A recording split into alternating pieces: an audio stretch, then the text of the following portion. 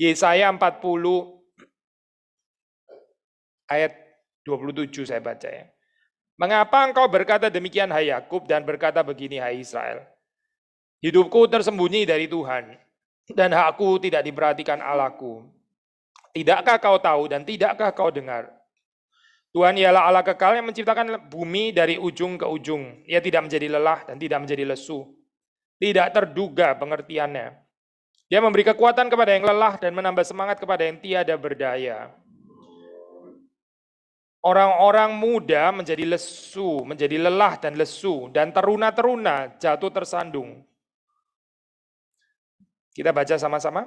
Tetapi orang-orang yang menanti-nantikan Tuhan mendapat kekuatan baru.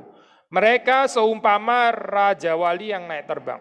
Dengan kekuatan sayapnya, mereka berlari dan tidak menjadi lesu. Mereka berjalan dan tidak menjadi lelah. Tetapi orang-orang yang menanti-nantikan Tuhan mendapat kekuatan baru, mereka seumpama Raja Wali yang naik terbang dengan kekuatan sayapnya. Mereka berlari dan tidak menjadi lesu. Mereka berjalan dan tidak menjadi lelah. Mari kita masuk dalam doa. Tuhan berkati perenungan pada pagi hari ini. Engkau menolong baik hamba-Mu, baik kami semua yang merenungkan bersama-sama, baik yang ada di ruangan ini, maupun juga yang mengikuti via live streaming. Kami berdoa supaya Tuhan yang menolong, memberkati, membawa kami ke dalam kehidupan yang semakin menantikan Tuhan, berharap bergantung, dan di dalam satu relasi yang dikasihi dan mengasihi oleh Tuhan. Kami berdoa supaya Tuhan memberkati dari awal sampai dengan akhir. Demi Yesus Kristus kami berdoa. Amin. Ya, saudara, ini tulisan dari Nabi Yesaya, ya kalau sudah membaca di dalam ayat ke-27 itu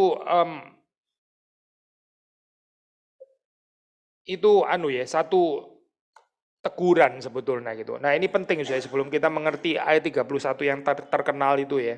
Biasanya kita langsung mau ke ayat-ayat yang indah ini ya, termasuk bikin lagu dan sebagainya gitu ya. Seumpama Raja Wali yang naik terbang, kekuatan sayapnya, berlari tidak menjadi lesu, berjalan tidak menjadi lelah. Bagus ya, memang ini ayat yang bagus gitu, yang sangat menguatkan. Tapi ayat ini satu paket ya dengan ayat 27 yang ada semacam teguran sebetulnya. Tegurannya apa gitu ya? Teguran terhadap orang yang berpikir bahwa Tuhan itu menyembunyikan diri. Gitu. Hidupku tersembunyi dari Tuhan. Hakku tidak diperhatikan Allahku. Ya, saudara perhatikan ya di dalam kalimat seperti ini ya agak pusat ke diri ya gitu. Ada perasaan seperti kayak entitled ya di dalam bahasa Inggris ya. Itu merasa berhak gitu ya. Merasa seperti sudah seharusnya saya diperhatikan. Saya harus diperhatikan, saya layak diperhatikan gitu. Lalu terus kemudian ada sesuatu yang nggak cocok terjadi dalam kehidupan kita, kita merasa Tuhan kurang memperhatikan saya gitu ya. Mungkin kita nggak terlalu berani sih ngomong kalimat seperti ini ya, tapi mungkin perasaan bisa seperti itu. Kadang-kadang kita bisa merasa itu dari mungkin anak kita gitu ya, anak gitu. Kok anak ini sudah saya gedein ya dulu, dia nggak tahu susahnya dulu. Sekarang dia kok kurang memperhatikan saya gitu. Terus kemudian kita jadi mulai sedih lah dan sebagainya gitu ya. Kalau manusia mungkin lebih sering gitu ya. Tapi orang juga bisa mengalami tidak diperhatikan itu dari Tuhan sendiri loh, dari Allah sendiri gitu. Nah, ada beda di sini ya. Sikap yang merasa hidupnya tersembunyi dari Tuhan, sikap hati yang merasa haknya tidak diperhatikan dengan orang-orang yang menanti-nantikan Tuhan. Itu kontras banget, kontras itu. Ayat 31 ini bukan vakum ya, bukan berdiri sendiri tanpa konteks. Konteksnya waktu dikatakan tetapi orang-orang yang menanti-nantikan Tuhan, ini ya selain kontras dengan orang-orang muda yang menjadi lelah dan lesu, betul sih kontras ke situ juga ayat 30, tapi juga kontras dengan yang ayat 27. Orang yang merasa hidupnya selalu tersembunyi dari Tuhan. Orang yang merasa haknya tidak diperhatikan oleh Allah ya. Saudara, kita kalau bertumbuh ya, kita tahu kita menjadi orang-orang yang bukan hanya terus membicarakan hak kita gitu ya. Orang yang terus membicarakan haknya itu kanak-kanak ya sebetulnya gitu. Kita bukan nggak ada hak sih, memang kita ada hak tentu saja gitu ya. Kita bisa bicara tentang hak asasi manusia atau apa gitu ya. Memang ada sih gitu. Tapi kalau kita terus bicara tentang hak ya, lalu kemudian merasa hak kita tidak diperhatikan. Gini deh saudara, sederhana saja ya. Kenapa kita nggak lebih berpikir haknya orang lain yang kurang diperhatikan ya? Kenapa kok haknya saya yang nggak diperhatikan gitu? Agak egois nggak sih? Kenapa kok hidupku yang tersembunyi dari Tuhan? Karena kapan kita tanya hidupnya orang lain kok seperti tersembunyi dari hadapan Tuhan? Kita nggak tanya itu gitu. Kita nggak tanya hidupnya orang lain tersembunyi dari Tuhan. Kita rasa hidup kita yang tersembunyi dari Tuhan. Kita nggak merasa orang lain kurang diperhatikan Tuhan. Kita merasa kita yang kurang diperhatikan Tuhan. Ini susah ya saya seperti ini gitu. Nah, ada semacam tuduhan di sini sebetulnya gitu. Ada semacam tuduhan apa ini kepada Tuhan ya. Di komentari bahkan dikatakan ini ada semacam sikap merasa benar sendiri gitu. Bahkan ya. Self righteous, merasa benar sendiri dengan mengatakan kalimat seperti ini ya. Nah, so kalau kita baca di dalam bahasa aslinya so, itu sebetulnya ini ya Pak, secara grammar, secara tata bahasa itu waktu dikatakan hidupku tersembunyi dari Tuhan, hakku tidak diperhatikan Allah, itu maksudnya di dalam pengertian yang terus-menerus gitu. Terus-menerus. Sepertinya Tuhan nggak pernah nganggap saya deh kayaknya. Nggak pernah gitu. Ini kan gimana ya saya berkata seperti ini ya. Susah ya saya. Orang kalau di dalam kehidupannya itu sudah nggak puas dengan Tuhan. Dia terus menyalahkan Tuhan. Dia nggak bisa bersyukur kepada Tuhan. Dia merasa Tuhan itu apa ya, kurang mengasihi dia dan sebagainya gitu. Kita tahu ya saya anak-anak ini ya, anak-anak ya, bedanya anak-anak yang childish, yang manja, yang rada rusak, dengan anak kecil yang mateng gitu, yang lebih mateng gitu ya. Apa bedanya gitu? Anak kecil yang kanak-kanak, yang childish, yang egois ya, yang spoiled, yang manja, itu selalu merasa dia kurang diperhatikan gitu. Lalu kita memperhatikan lagi, ya kita jadi bikin dia jadi hancur lah hidupnya gitu maksudnya. Saudara lebih ngerti dari saya lah. Oma opa saya kan kurang pengalaman, oma opa kan sudah banyak sekali pengalamannya gitu. Kita tahu anak yang seperti itu kita mesti kasih pelajaran bahwa hidup itu bukan tentang kamu diperhatiin terus gitu. Bukan itu, hidup itu tentang itu gitu.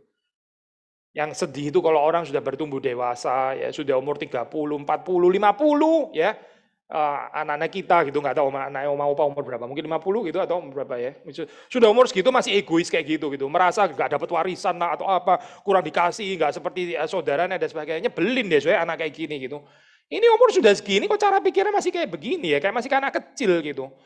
Kenapa hak saya kurang diperhatikan? Umur sudah puluhan tahun, 40, 50, cara pikir masih kayak begini. Ini orang sama sekali nggak mateng, saya bener-bener nggak mateng gitu.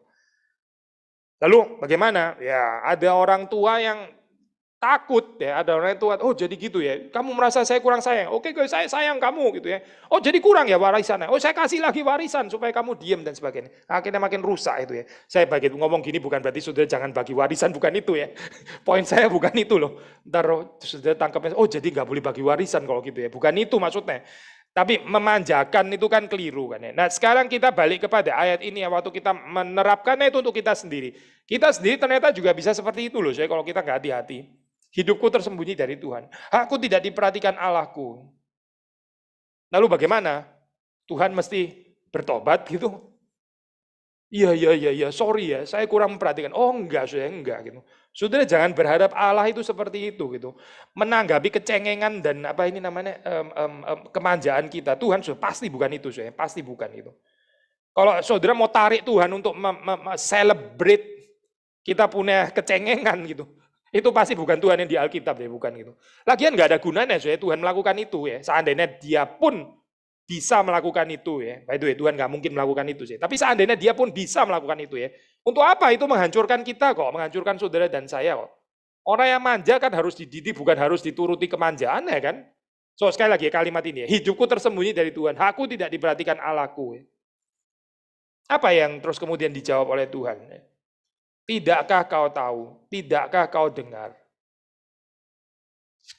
Persoalan manusia itu apa sih, saya? Persoalan manusia itu mau diketahui kesulitannya ya, mau didengarkan gitu, tapi nggak mau mengetahui dan nggak mau mendengarkan yang lain gitu. Sekali lagi ya, mau diketahui kesulitannya ya, mau didengarkan ya, tapi kurang mau tahu orang lain, kurang mau tahu Tuhan. dan kurang mau mendengarkan. Baik mendengarkan orang lain termasuk mendengarkan Tuhan ya. So waktu di sini dikatakan tidakkah kau tahu, tidakkah kau dengar. Ini teguran lagi sebetulnya gitu. Teguran untuk tidak hanya melihat kepada diri sendiri ya. Ini kalau di komentar dia ada bidang namanya relearn ya. Relearn tuh belajar lagi gitu. Belajar lagi, mengulangi apa yang kita sudah pernah tahu sebetulnya, lalu diingatkan kembali ya. Ini penting loh. Karena kita ini bisa lupa, kita ini bisa nggak sadar gitu ya. Sehingga mesti diingatkan lagi, terus kemudian baru jadi sadar. Apa? Ya ini, sudah membaca di ayat ke-28 ya. Tuhan itu adalah Allah yang kekal. Dia menciptakan bumi dari ujung ke ujung. Apa sih ini hubungannya dengan saya yang merasa nggak diperhatikan? Coba, saudara coba renungkan bagian ini ya. Nyambung nggak sih ini jawabannya Tuhan? Ya kita percaya pasti harus nyambung lah ya. Tuhan kan maha bijaksana. Nggak mungkin jawabannya Tuhan itu salah. Tapi saudara kalau kita merenungkan bagian ini seperti kayak, loh, saya merasa hak saya kurang diperhatikan. Tuhan jawabnya, aku adalah Allah kekal menciptakan bumi dari ujung ke ujung. Maksudnya apa ya ini jawaban ini gitu ya. Ini mirip seperti kayak Tuhan menjawab Ayub ya. Ayub susah, terus habis itu jawaban Tuhan apa? Disuruh lihat bintang lah, disuruh lihat ciptaan, binatang-binatang gitu ya, alam semesta. Ini hubungannya apa sih Tuhan dengan penderitaan saya gitu kan ya? Saya ini menderita loh Tuhan, dan menderitanya nggak tanggung-tanggung. Ini sakit-sakitan seperti ini ya. Diajak lihat bintang, diajak lihat binatang, kudanil, buaya, dan sebagainya. Ini hubungannya apa gitu? Yang saya perlu itu bukan ini kan ya, Tuhan tuh mengerti kesulitan saya gitu. Saya dipeluk kayak atau apa gitu misalnya ya. Di apa gitu, dielus-elus gitu ya, malah ditunjukin kuda, lah buaya dan sebagainya. Ini bukan apa dengan penderitaan saya. Mirip ya, saya mirip di sini ya. Orang mengatakan hakku tidak diperhatikan Allah. Hidupku tersembunyi dari Tuhan. Terus Tuhan jawab, aku adalah Allah yang kekal yang menciptakan bumi dari ujung ke ujung. Saudara perhatikan ya, menciptakan bumi dari ujung ke ujung. Urusannya Tuhan itu global, saya. Dia menciptakan bumi dari ujung ke ujung gitu. Dia bukan cuma menciptakan saudara gitu, bukan. Dia itu menciptakan bumi dari ujung ke ujung. Pikiran kita itu lokal ya, saya. Pikiran kita itu cuma di sini dan sekarang.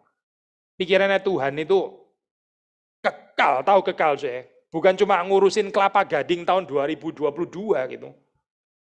Tuhan itu kekal gitu. Tuhan itu urusannya sudah dari sejak kapan gitu. Bukan 2022, karena Tuhan itu kekal, tapi urusan kita kan 2022 terutama. Sudah gitu cuma bulan Juni lagi. Sudah gitu cuma tanggal 16 gitu ya, which is hari ini gitu. Tuhan itu kekal, saya kekal gitu. Jadi jangan cuma pikir hari ini ya, seperti kayak nggak ada masa depan lagi, nggak ada masa lampau gitu ya. Seperti kayak Tuhan nggak pernah bekerja dan Tuhan harus memperhatikannya sekarang ya. Dan siapa yang diperhatikan? Saya, Kelapa Gading itu misalnya ya.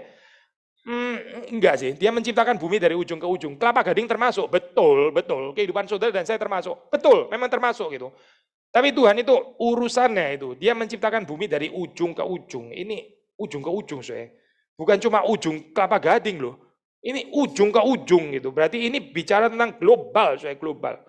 Kita diajak untuk berpikiran dan berhati luas. Salah satu saya yang paling sulit di dalam penderitaan itu mungkin bukan kesakitannya gitu ya, bukan gitu. Tapi merasa ya ini hidup tersembunyi dari Tuhan, nggak diperhatikan. Ini yang sebetulnya merusak dan menghancurkan gitu. Saudara menuntut seluruh alam semesta untuk care kepada saudara gitu. Saudara menuntut, jangan alam semesta mungkin kegedean ya. Saudara menuntut keluarga, orang-orang di sekitar ya, itu untuk mengerti saudara gitu. Misalnya saya lagi sakit ya. Jadi saya kalau terus kemudian ngomongnya agak ngawur menyakiti ya, maklum saja. Lagi sakit soalnya gitu misalnya. Kita minta orang lain ngerti kita gitu kan ya. Tapi kita nggak peduli dengan perasaan orang lain ya. Kita nggak peduli dengan haknya orang lain. Kita cuma perlu hak kita dibenerin dan sebagainya. Ini nggak bertumbuh loh saya seperti ini ya. Nggak bertumbuh gitu. Dan saudara dan saya itu diajak untuk terus bertumbuh. Kita sudah sering mengatakan, meskipun kita sudah lanjut usia, selama kita masih di dalam dunia, itu undangan untuk bertumbuh itu nggak pernah selesai gitu. Saudara jangan pernah merasa menempatkan diri di satu level yang sudah nggak perlu bertumbuh lagi gitu. Terus melihat anak-anak yang masih muda, inilah yang perlu bertumbuh ya. Saya sudah matang sekali gitu. Jangan berpikir seperti itu. Selama kita masih di dalam dunia, kita perlu terus bertumbuh, saya perlu gitu. Hamba Tuhan pun, pendeta pun juga nggak boleh berhenti bertumbuh, gitu. Harus terus bertumbuh, karena kita belum selesai. Orang yang cuma melihat orang lain yang perlu bertumbuh gitu ya, anak-anak yang muda perlu bertumbuh. Saya sih sudah matang gitu. Ini orang yang nggak bertumbuh namanya. Dia sendiri nggak bertumbuh berarti gitu. Berarti dia mungkin kekanak-kanakan gitu, karena berpikir seperti itu ya. Bahaya loh saya. Sekali lagi ya, Tuhan itu kekal, meaning urusannya bukan cuma hari ini, dia itu kekal ya, saya kekal gitu. Dan dia itu menciptakan bumi dari ujung ke ujung, dia bukan cuma ngurusin saudara dan saya gitu ya. Bukan saudara nggak penting loh, bukan. Jangan salah mengerti. Oh, jadi kalau gitu saya cuma ternyata satu dari seantara sekian miliar orang. Makanya Tuhan nggak terlalu perhatikan saya gitu ya. Karena dia memang banyak urusannya. Bukan itu saya, bukan ke sana maksudnya gitu. Tapi saudara diajak untuk punya horizon itu, loh di dunia ini juga ada banyak orang yang sulit loh sebetulnya gitu. Kok kita hanya melihat ini ya, kehidupan kita saja yang sulit gitu. Itu yang bikin penderitaan itu betul-betul menghancurkan itu saya. Ayub itu kan merasa dirinya seperti kayak pusatnya alam semesta gitu kan ya. Makanya Tuhan aja keliling lihat bintang ini ya, ciptaan binatang-binatang. Maksudnya apa? Tuhan mau membuka horizonnya Ayub yang sempit, yang kayak kacamata kuda gitu. Dia cuma melihat dirinya sendiri dan penderitaannya. Tuhan mau menjadi ini loh, ada kuda Nil. Saya menciptakan ini beautiful kan, ini bagus kan gitu ya. Kamu bisa nggak bersuka cita untuk ini? Matahari terbit ya, burung berkicau dan sebagainya. Ini kamu lihat ini bisa bersyukur nggak? Atau buat kamu ini nggak ada gunanya? Karena yang gunanya itu saya sakit dan saya mesti sehat gitu. Atau itu gitu. Terus burung berkicau ini buat kamu itu nothing gitu. Maksudnya matahari terbit itu ya urusannya apa matahari terbit? Saya tetap sakit gitu misalnya, gitu. Atau kamu bisa tergerak nggak melihat kebaikan Tuhan? Waktu matahari terbit itu bisa bersyukur nggak ada? Ini nggak setiap hari loh matahari bersinar seperti ini gitu. Ada saat-saat mendung, ada saat-saat hujan dan sebagainya gitu. Coba lihat sekeliling, nggak lagi banjir kan? Nggak banjir kan, saya bener kan ya? Kemarin hujan kan? Nggak banjir loh, ini bersyukur dong harusnya itu. Kadang banjir loh saya. Kadang banjir dan sangat merepotkan. Kadang bisa masuk rumah dan merusak barang-barang. Nah ini kan enggak gitu. Ini kebaikan Tuhan bukan ya gitu. Kalau nggak melihat bagian ini ya, Allah kita kayaknya Allah yang sempit gitu, yang bukan menciptakan bumi dari ujung ke ujung, tapi cuma ya menciptakan kelapa gading atau apa ya nggak tahu gitu. Atau cuma menciptakan saya dan keluarga saya gitu. Itu bukan Allah yang di Alkitab kan? Allah yang di Alkitab tuh menciptakan bumi dari ujung ke ujung. Dan ya koreksi yang lain lagi ya, dia tidak menjadi lelah dan tidak menjadi lesu. Jadi kalau kita pikir hidup kita tersembunyi dari Tuhan ya, hakku tidak diperhatikan Allah. Ya tadi ada koreksi, Allah itu kekal loh. Allah itu menciptakan bumi dari ujung ke ujung. Urusannya bukan cuma satu titik di satu kota atau satu desa, satu kecamatan, satu kelurahan, apalagi satu keluarga. Ya. Allah itu menciptakan bumi dari ujung ke ujung. Tapi juga koreksi yang lain. Allah itu tidak menjadi lelah dan tidak menjadi lesu. Jangan pernah pikir Tuhan itu bisa kecapean seperti kita gitu ya. Tuhan nggak ada lelah dan nggak ada lesu. Tuhan nggak mungkin terkuras tenaganya sampai dia terus kemudian sebentar ya, urusanmu sudah terlalu banyak sekali gitu ya. Saya perlu cuti dulu lah gitu.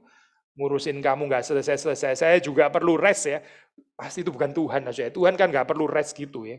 Tuhan tidak akan menjadi lelah dan tidak menjadi lesu. Jangan pernah pikir seperti kayak Tuhan itu nggak mau lagi ngurusin urusan kita karena dia sudah terlalu capek. Saudara dan saya kadang-kadang bisa capek kan ya, benar nggak sih? Nggak tahu lah. Ini saya cuma contoh lah ya. Mungkin anak gitu ya, anak yang sudah coba diatur, tapi kok nggak beres-beres ini ya. Dia selalu ada maunya sendiri. Kadang-kadang kita bisa capek gitu, capek dalam pengertian, aduh sudahlah saya nggak ngurusin lagi lah, saya sudah capek, saya sudah ngurusin ini nggak beres-beres, nggak pernah belajar juga dia kayaknya misalnya gitu, misalnya contoh gitu. Kita bisa capek seperti itu ya. Sudah dikasih tahu tetap nggak mau nurut misalnya gitu ya. Ya udahlah lepas aja lah sudah gitu. Capek gitu ya, lelah, lesu gitu. Tuhan enggak loh saya, Tuhan enggak ada itu. Tuhan enggak menjadi lelah dan tidak menjadi lesu. Jadi dari sisi Tuhan itu siap menolong, siap memberkati sebetulnya gitu. Cuma pikiran kita yang negatif ya, yang berpikir Tuhan itu enggak seperti itu. Tetapi kalau Tuhan enggak menjadi lelah dan enggak menjadi lesu, kenapa kok saya bisa merasa seperti hak saya enggak diperhatikan ya? Saya rasa hak saya kurang diperhatikan loh oleh Tuhan gitu. Saya rasa Tuhan kurang mengerti saya loh dan sebagainya dan seterusnya gitu. Nah, saudara baca di dalam ayat berikutnya, bukan ayat berikutnya, kalimat berikutnya dikatakan, ya dia tidak menjadi lelah, tidak menjadi lesu, betul. Gitu.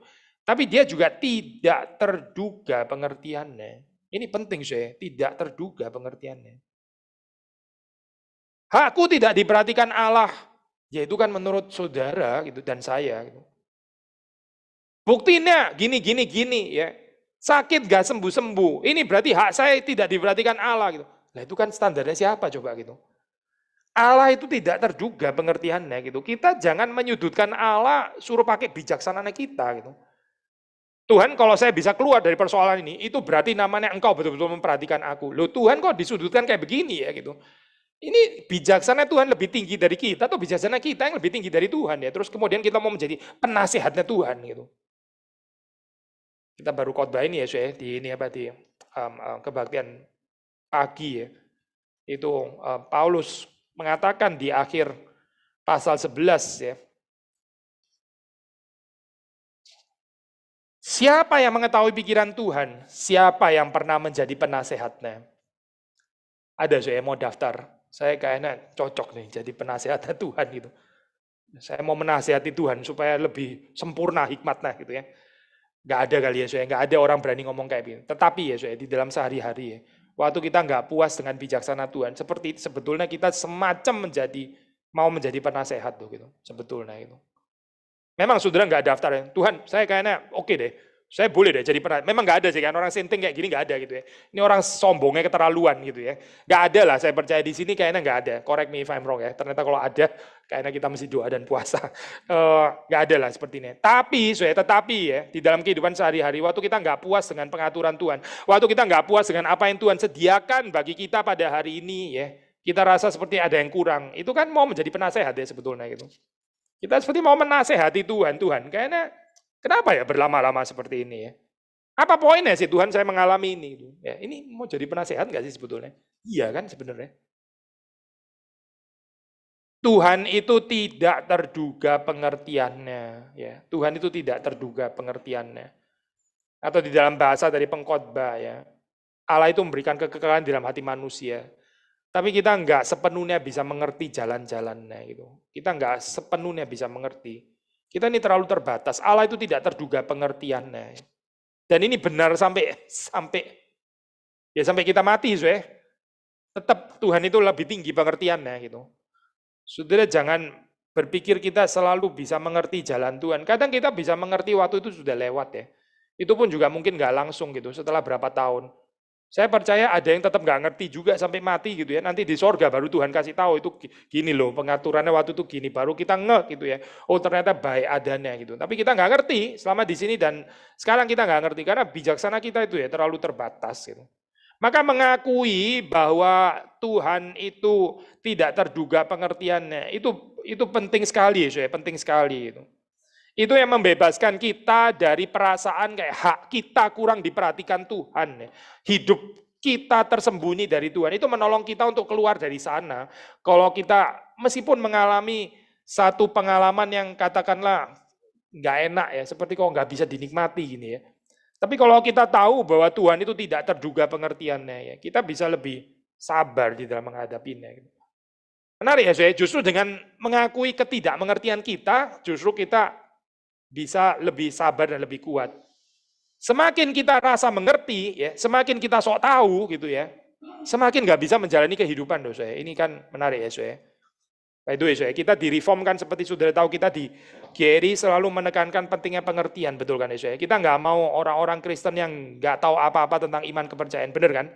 Saya pikir saudara harusnya mengerti ya bagian ini. Kita mengajarkan doktrin, kita mengajarkan pengajaran firman Tuhan. Kita nggak mau cuma hanya main emosi sih penting ya, tapi kita nggak mau hanya emosi. Kita mau saudara mengerti gitu ya, mengerti ya. Orang-orang yang belajar di gereja ini mungkin bisa lebih mengerti ya secara teologis dan sebagainya. Itu penting gitu. Tetapi saudara perhatikan ya, tetap harus mengakui bahwa pengertian kita itu terbatas gitu. Tetap Tuhan itu tidak terduga pengertiannya gitu. Ini penting sekali konsep ini ya. Jangan karena kita sudah belajar terus kita merasa lebih mengerti gitu ya. Lebih mengerti, kita merasa orang-orang yang mengerti, terus jadi orang sok tahu lagi gitu. Jadi orang-orang yang merasa kayak sudah nggak ada rahasia lagi, dia sudah ngerti lah doktrin Kristen tuh. Saya sudah lama ya ke gereja ini, saya pikir saya juga sudah ngerti, saya selalu ikutin PA rajin dan sebagainya, saya ngerti lah apa gitu misalnya. Bahaya ya orang berpikir seperti ini gitu. Alkitab mengatakan Tuhan itu tidak terduga pengertiannya. tidak terduga pengertiannya. Sama lah ya, kita punya anak ya atau cucu gitu ya, yang sok tahu gitu ya. Kita kan geleng-geleng aduh, saya sudah ngalamin ini loh 25 tahun lalu.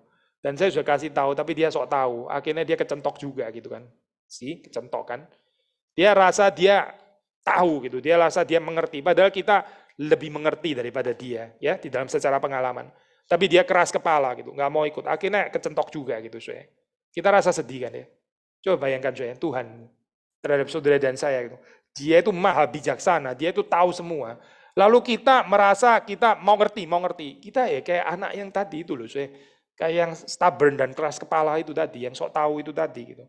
Maka ini sekali lagi penting mengakui bahwa Tuhan itu tidak terduga pengertiannya. Maksudnya pengertian saya ini terbatas. Saya ini mau memahami kehidupan tapi terbatas, nggak bisa mengerti sepenuhnya. Terima saja gitu. Tapi Tuhan nggak pernah bersalah. Di dalam rajutannya itu nggak ada yang salah. Dan bukan hanya Tuhan itu tidak menjadi lelah dan tidak menjadi lesu, ya itu diri Tuhan, dia memang nggak lelah dan nggak lesu.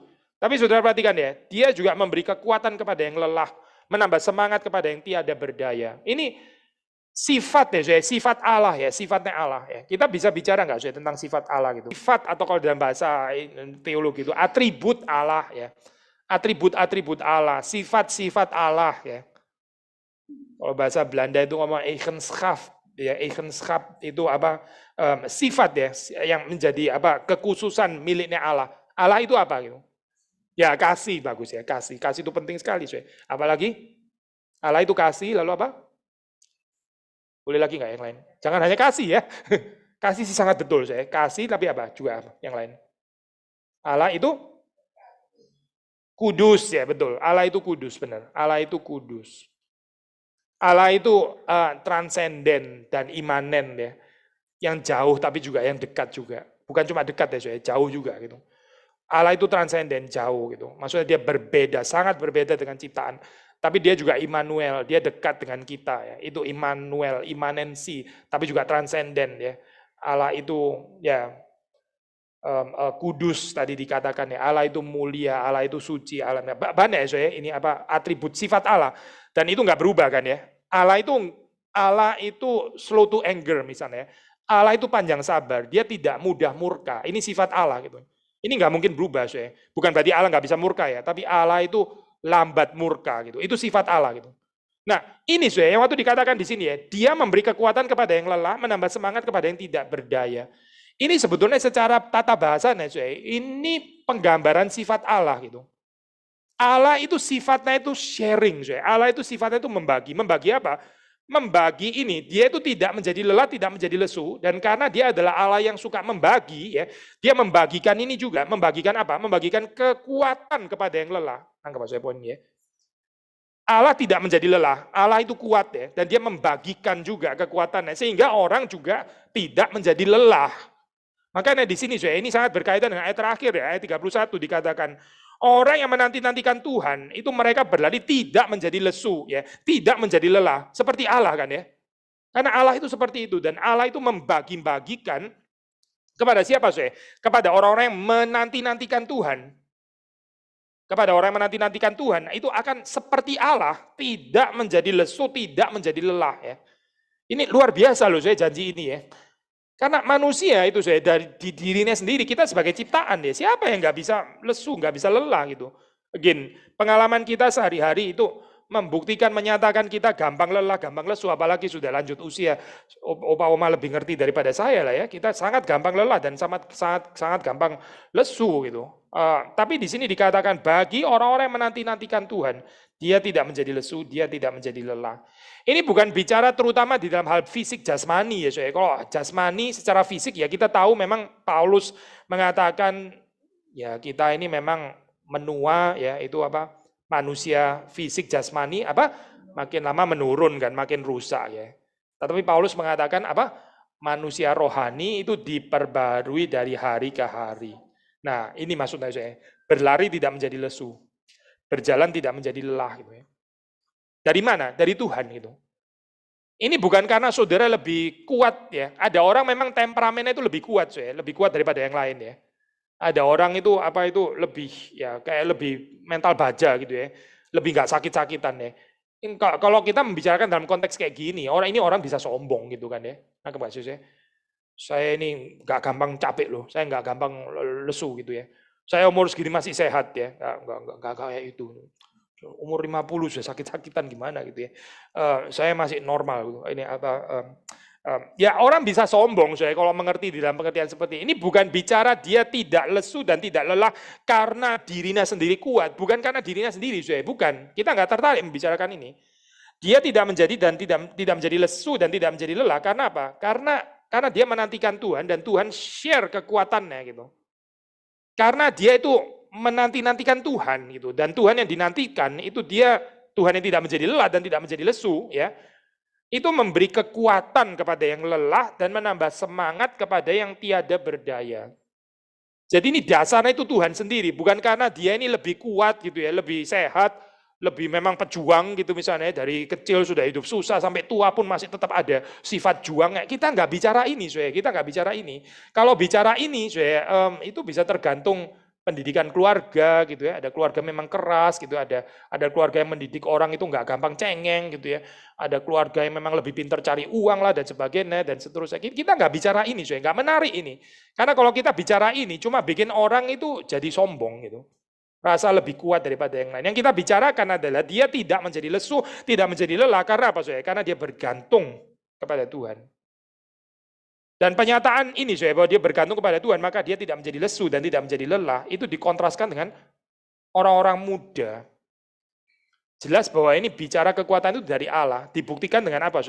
Orang-orang muda menjadi lelah dan lesu. Teruna-teruna jatuh tersandung. Saudara, kalau kita bicara tentang manusia ya, siapa sih yang paling kuat gitu? Maksudnya kelompok usia mana yang paling kuat gitu?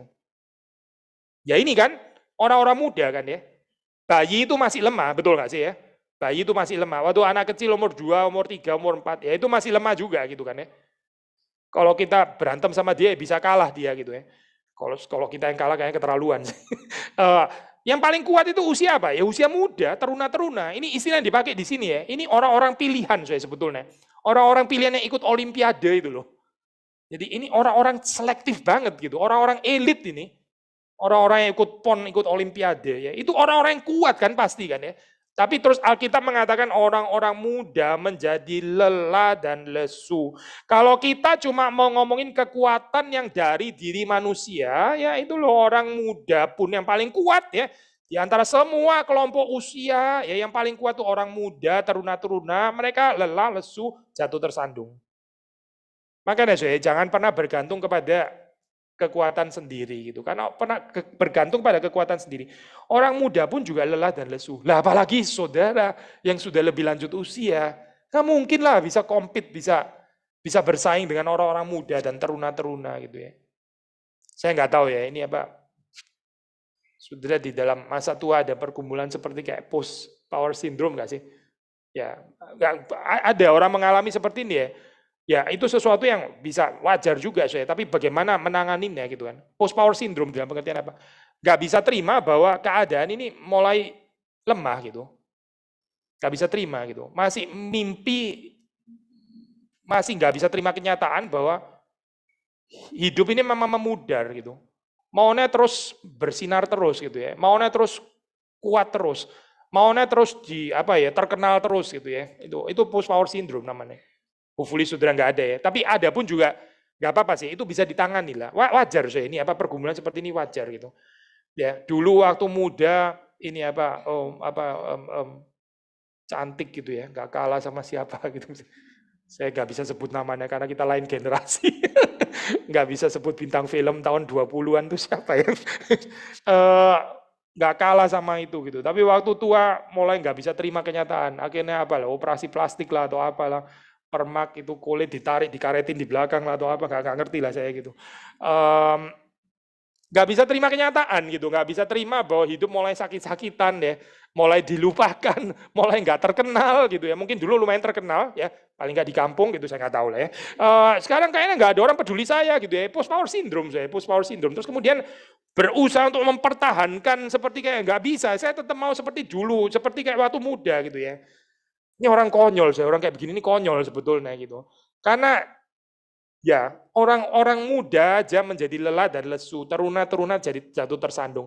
Apalagi yang tua, apalagi ya yang tua gitu. Ya wajar kalau lelah dan lesu, tersandung gitu. Ini Tuhan sebetulnya memberitakan apa sih? Kalau kamu dari dirimu sendiri, kalau kita bicara manusia dan kekuatannya, ini loh saya kasih ya pilihan yang paling kuat daripada semuanya. Orang muda, teruna-teruna, mereka itu jatuh tersandung, mereka lelah dan lesu. Gitu. Apalagi kalau kita baca kita yang baca ini lanjut usia ya, apalagi saya gitu. Harusnya kan gitu kan ya. Jadi don't even try, saya sudah nggak usah coba lah. Untuk pura-pura kuat lah, terkenal lah, supaya dihargai. Ada orang, saya nggak mau kasih warisan cepat-cepat gitu ya, ngomongin warisan lagi. Supaya apa? Saya tetap bagaimanapun yang paling kaya daripada anak-anak saya gitu. Supaya apa? Supaya mereka tetap lihat saya sebagai orang yang kuat gitu. Saudara yakin deh, kekuatan itu karena saudara punya uang gitu. Saudara yakin sudah bisa mendapatkan hormat, respek hanya karena saudara punya uang lebih daripada anak-anak. Itu prinsip Alkitab gitu. Lucu ya, saya kehidupan manusia gitu. Saya nggak bisa kasih semua, ini saya mesti tetap yang paling kaya dan sebagainya. Setelah nanti mereka tetap bisa respek saya. Ya sudah direspek karena uang kalau gitu, bukan direspek karena sebagai manusia. Lalu untuk apa, saya? Orang kaya itu sebetulnya banyak yang kasihan, saya. Banyak yang kasihan. Mereka direspek bukan karena diri mereka sendiri, tapi direspek karena kekayaannya gitu.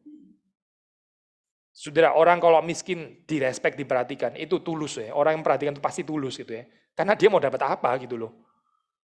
Oh, dia nggak punya apa-apa gitu ya. Berbahagia loh saya. Orang yang miskin sederhana tapi diperhatikan dan dihormati.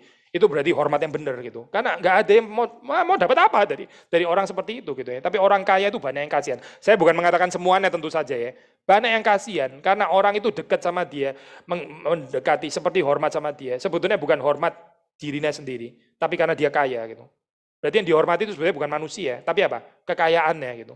Kasihan kan ya? Lalu yang lebih celaka, dia juga menikmati lagi kalau dia dihormati. Bodoh sekali ya saya orang seperti ini gitu ya. Wah saya hormat sekali loh sama kamu. Saya hormat kenapa? Ya karena handphonemu itu yang gini loh. Saya dihormati kan handphone saya. Ya tersinggung lah saya kayak begitu ya. Kalau hormati saya, hormati bukan karena handphonenya gitu. Mas dihormati karena handphonenya gitu. Ada yang aneh kan di sini gitu. Nah balik lagi ya saya. Kepada ayat ini waktu dikatakan orang-orang yang muda ya, yang paling powerful, yang paling kuat ya, yang paling boleh dibanggakan, itu menjadi lelah dan lesu, teruna-teruna jatuh tersandung ya. Tetapi orang-orang yang menanti-nantikan Tuhan mendapat kekuatan baru. Rahasianya itu bukan di usia, saya bukan gitu. Dan gak ada gunanya kita menghayati usia gitu ya. Oh saya sudah tua ya, lain ya sama dulu ya. Dulu mah saya kuat, dulu saya nggak begini loh. Dulu saya suka menolong orang lain, saya terbatas ya. Sekarang saya turun dari ranjang aja sudah susah. Nggak seperti dulu ya, saya sudah tua, dulu muda lain. Saya lincah sekali loh gitu apa dan seterusnya gitu apa Muhammad Ali saya pernah ngomong kalimat mirip seperti ini. Sudah Muhammad Ali kan ya? Tahu dong ya. Tinju gitu. Dia waktu tua dia pernah ngomong kalimat ya, saya sudah lain nggak seperti dulu waktu muda. Waktu saya muda saya dulu lincah seperti kupu-kupu, saya pasti bisa menang lawan petinju. Sekarang saya nggak bisa menang, saya kalah dan sebagainya. Kenapa? Sudah tua gitu, nggak dulu seperti saya muda, lincah kupu-kupu dan sebagainya. Ya di dalam dunia orang yang nggak mengenal Tuhan dan nggak menantikan Tuhan, ya ini yang dibicarakan. Wajar sih, wajar. Tapi kalau kita sebagai orang yang percaya, kita juga bicara kayak gini juga, masalah loh, ini masalah gitu. Kalau saudara sebagai orang yang percaya kepada Tuhan, terus saudara, saya dulu waktu muda lain loh, saya nggak kayak gini loh, sekarang sudah nggak punya uang ya, sekarang dulu saya pintar kerja, saya dulu. Untuk apa ya saya ngomong kayak begini? Ini kayak orang yang nggak mengenal Tuhan sebetulnya gitu. Orang yang mengenal Tuhan itu saya nggak kenal usia, nggak ada urusan sama usia. Yang lansia pun tetap bisa menantikan Tuhan gitu. Dan karena menantikan Tuhan, masih bisa menantikan Tuhan di dalam usia tua, tetap tidak menjadi lesu dan tidak menjadi lelah. Untuk siapa saya? Untuk lansia juga gitu. Gak usah banding dengan teruna-teruna muda, orang-orang muda dan sebagainya. Gak ada gunanya gitu. Jadi di mana saya poinnya ya? Ini ya, hidup ini menanti-nantikan Tuhan atau tidak. Gitu. Saudara dan saya ini menanti-nantikan Tuhan atau tidak. Gitu. Menanti-nantikan Tuhan, menunggu Tuhan. Ini apa sih artinya saya? Saya kalau nggak salah pernah bahas di bagian yang lain ya. Ada beda ya, menantikan Tuhan. Maaf ya kalimat ini ya. Dengan menantikan hari kematian gitu. Ini ngomong kayak gini di lansia ya, saya harap saudara nggak tersinggung. Tapi ini bicara apa adanya ya. Ada orang yang sudah usia tua itu nunggu apa? Nunggu mati gitu maksudnya. Sudahlah saya kayaknya juga sudah kayak gini, sudah sakitan, sudah apa. Saya cuma nunggu apa? Nunggu saya nunggu saya meninggal gitu ya, nunggu hari kematian gitu. Mungkin pakai istilah lebih baik, nunggu dipanggil Tuhan. Lebih baik saya istilah itu. Tapi saya harap lebih baiknya bukan cuma urusan istilah, tapi konsepnya. Nunggu dipanggil Tuhan itu maksudnya Tuhan sebetulnya yang penting ya, bukan hari kematiannya gitu. Tapi ketemu Tuhannya itu loh yang penting gitu. Itu beda loh saya. Menunggu hari kematian, rasa bebas daripada urusan dunia yang menjengkelkan ini, dengan menantikan Tuhan itu. Menantikan Tuhan itu bukan cuma waktu kita mati baru ketemu Tuhan. Menantikan Tuhan itu kita bisa mencicipi Tuhan di sini dan sekarang gitu. Jadi saudara nggak harus menantikan hari kematian gitu. Mau mati nggak terlalu penting sih sebetulnya. Mati ya boleh juga. Kalau Tuhan rasa sudah selesai ya sudah mati nggak apa-apa gitu ya. Tapi kalau nggak pun saya juga bisa menanti-nantikan Tuhan kok di sini dan sekarang. Di dalam keadaan sekarang menanti-nantikan Tuhan ya. Menunggu Tuhan. Orang yang menunggu Tuhan itu ada relasi, relasi kasih mengasihi dengan Tuhan. Itu orang yang menunggu. Sekarang ya kita perhatikan orang menunggu itu nggak benar-benar menunggu, apalagi setelah ada ini ya, saya juga sih ya, saya juga nggak lebih baik lah di dalam hal ini ya. Orang menunggu, katanya menunggu, tapi waktu menunggu dia nggak betul-betul menunggu, dia ya ngerjain yang lain gitu kan, dia bisa sambil cek-cek ini gitu, terus oh sudah datang gitu ya, oh sudah datang gitu ya, kita nggak menunggu. Mengapa kita nggak suka menunggu? Karena menunggu itu painful ya, menunggu itu menyakitkan loh, bener loh. Sudah pernah janjian sama orang dan orangnya datangnya telat nggak sih? Terus kita mesti nunggu ya, misalnya nggak ada ini, nggak dapat wifi, nggak dapat apa, terus kita benar-benar mesti nunggu, gini kan ya. Dia juga nggak bisa dihubungin misalnya gitu ya, menunggu. Sakit loh kayak gitu itu. Ya, tapi ini ada relasi gitu. Tapi di dalam dunia kita ya, itu seperti kayak ada banyak pengalih perhatian, mengalihkan perhatian sehingga kita nggak perlu menunggu gitu. Janjian sama orang, dia belum datang, nggak apa-apa, saya sibuk dulu dengan yang lain itu. Saya nggak rasa sakit karena lu nggak jadi datang pun saya juga ada kok yang saya kerjain gitu ya. Nggak apa-apa juga. Ini memiskinkan relasi ya. Memiskinkan relasi. Kita jadi nggak ada relasi gitu. Nah hati-hati ya waktu kita dikatakan di sini menantikan Tuhan. Jangan-jangan kita di dalam hidup ini nggak betul-betul menantikan Tuhan. Tapi kita distracting ourselves. Kita menyibukkan diri dengan hal-hal yang bikin kita itu akhirnya nggak perlu menunggu Tuhan. Pokoknya sibuk aja lah ya. Karena kalau kita mulai nggak sibuk, kita mulai ini ntar demensia ini bisa pikun-pikun. Saya mulai kesepian, saya mulai ngelamun-ngelamun, bahaya ini. Mendingan saya kerjain apa lah, potong-potong inilah atau apa gitu ya, dan sebagainya. Tapi itu mungkin bentuk distraksi gitu. Saya bukan mengatakan sibuk selalu salah loh, by the way, bukan itu poin saya. Tetapi kita bisa menciptakan pengalih-pengalih perhatian sehingga kita itu nggak menunggu Tuhan, nggak menantikan Tuhan. Sehingga akhirnya hubungan kita dengan Tuhan itu rusak sebetulnya gitu. Orang sakit, ya dia bisa nggak menunggu Tuhan, dia bisa menunggu kapan saya sehat gitu kan ya. Menunggu kesehatan. Kesehatan itu bukan pribadi ya saudara. Saudara pernah renungkan ya, kesehatan itu sesuatu yang impersonal loh. Kesehatan itu bukan satu pribadi yang kita bisa berhubungan cinta dengannya, benar nggak sih? Saudara bisa nggak mencintai gelas gitu? Saudara bisa mencintai gelas. Gelas ini bukan pribadi kan, betul kan ya? Saudara mencintai gelas, gelas nggak akan pernah mencintai saudara. Nggak mungkin ini mencintai saudara. Saudara nggak mungkin bisa ada relasi cinta dengan gelas. Lalu dengan kesehatan, saudara pikir saudara bisa ada relasi cinta dengan kesehatan gitu. Kesehatan itu siapa ya gitu. Tapi berapa banyak orang lebih menunggu kesehatan ya, lebih menunggu income yang lebih baik, yang ditunggu itu dan bukan menunggu Tuhan. Sekali lagi ya saya ulang khotbah ini ya Pentakosta ya. Itu di dalam perenungan Pentakosta. Kita baca di dalam Injil Lukas ya. Dikatakan bahwa Bapa di dalam dunia ini ya, nggak mungkin memberikan kalajengking kepada anaknya ya. Nggak mungkin, dia pasti memberikan yang baik gitu. Itu Bapa yang berdosa loh, Bapa yang jahat di dalam dunia ini ya. Yang nggak bisa dibandingkan dengan Bapa yang di sorga. Lalu Bapa yang di sorga pasti juga nggak akan memberikan yang buruk kepada, tapi akan memberikan yang terbaik. Apa sih?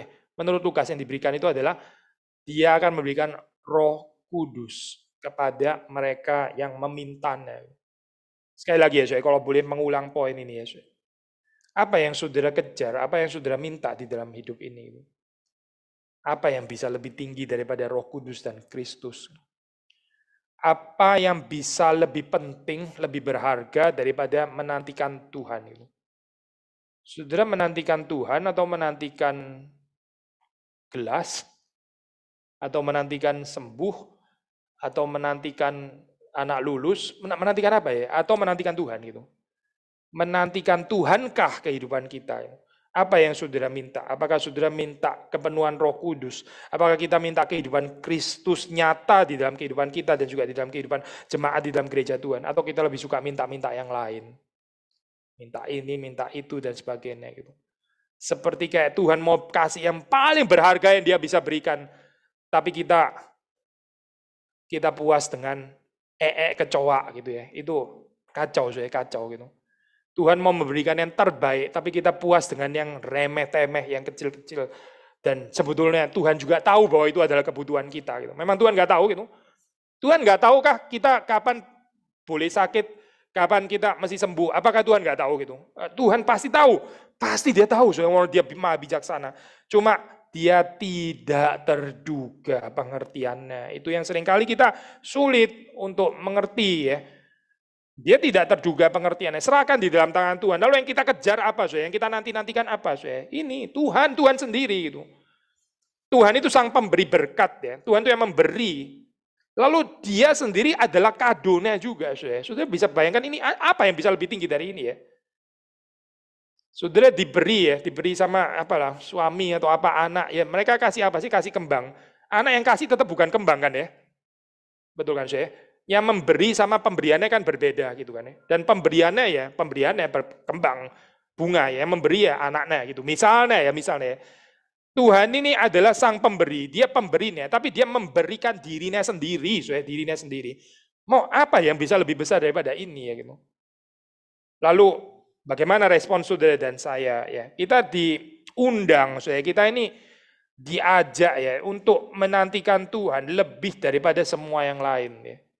Karena di dalam Tuhan itu kita mendapatkan kekuatan baru. Karena Tuhan tuh suka sharing kekuatannya. Yang menantikan Tuhan mendapat kekuatan baru ya. Saya pernah ini ya sharing kepada saudara, ini agak sedikit ulangan, itu tahun lalu waktu papa saya meninggal, saya pergumulan yang paling berat itu saya itu berdoa sama Tuhan, Tuhan tolonglah kasih nice closure gitu. Saya pingin sebelum dia meninggal itu ya 1 tahun, karena sudah divonis 1 tahun, benar-benar 1 tahun saya akhirnya persis ya, dokter ngomong 1 tahun, beneran 1 tahun. Saya pikir 1 tahun mungkin lebih gitu ya, mungkin masih bisa ditreat gitu, karena penyakit prostat sebetulnya kan nggak bahaya-bahaya gimana, sudah bisa ditreat sekarang. Tapi dia akhirnya meninggal karena penyakit yang lain, bukan karena prostatnya. So benar-benar 1 tahun. Dan saya bergumul, saya berdoa sama Tuhan, Tuhan kasih nice closure, tolong di dalam ini ya terakhir, kalau ini betul-betul yang terakhir, dia ini nggak menjadi lesu dan nggak menjadi lelah gitu. Supaya dia bisa tetap ada kekuatan, ya meskipun pasti terbatas ya, namanya orang sakit pasti ada keterbatasannya gitu. Tapi di dalam saat terakhir ini, saya kepingin dia bisa tetap jadi berkat gitu. Di dalam kehidupannya yang dulu dia juga jadi berkat untuk saya juga kepingin terakhirnya dia jadi berkat. Dan Tuhan jawab saya, bersyukur sekali ya. Saya betul-betul sangat terhibur saya. Di dalam saat-saat terakhirnya itu dia memberkati banyak orang ya, di dalam keterbatasannya gitu. Di dalam keterbatasannya. Dia tidak menjadi lesu, tidak menjadi lelah. Bukan karena dia lebih kuat daripada yang lain, bukan. Saya percaya ya karena dia menantikan Tuhan. Jawabannya cuma di situ, nggak ada yang lain gitu.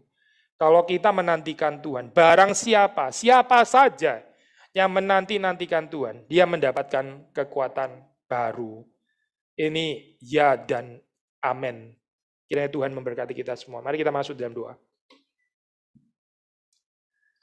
Tuhan, kami bersyukur untuk berkat Tuhan, untuk anugerah Tuhan, untuk penghiburan dan juga untuk teguran yang Tuhan beri. Tolong supaya kami mengerti apa yang menjadi kehendak-Mu, apa yang Tuhan katakan, dan kami bisa mengaplikasikannya di dalam kehidupan kami. Kami bersyukur karena pekerjaan, kekuatan, karya Tuhan tidak bergantung kepada umur, tidak bergantung kepada usia, dan bahwa Tuhan sanggup untuk mencurahkan sharing kekuatan yang dari Tuhan juga kepada kami semua yang sudah lanjut usia, sehingga kehidupan kami ini tidak menjadi lesu, tidak menjadi lelah, tapi seumpama Raja Wali yang naik terbang, berjalan di dalam kekuatan Tuhan. Berikan kepada kami kehidupannya seperti ini, Berikan kepada kami ketekunan untuk terus nantiasa menanti-nantikan, menunggu Tuhan.